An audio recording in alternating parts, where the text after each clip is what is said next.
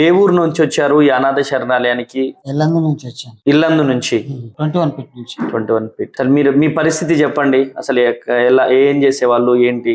ఏ పరిస్థితి అంటే ఎట్లా బతకాలి, ఏ తీరుగా బతకాలి అనేది నాకు పెద్ద సమస్య అయిపోయింది.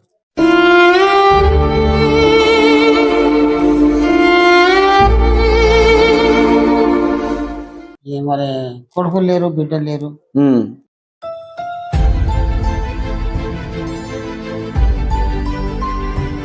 వండుకున్నప్పుడు ఏం చేసేవాళ్ళు?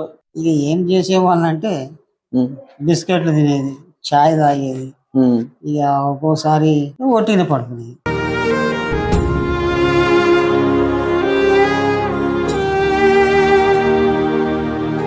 బతికినప్పుడు అందరు తిరిగే సుఖంగా ఉండాలి.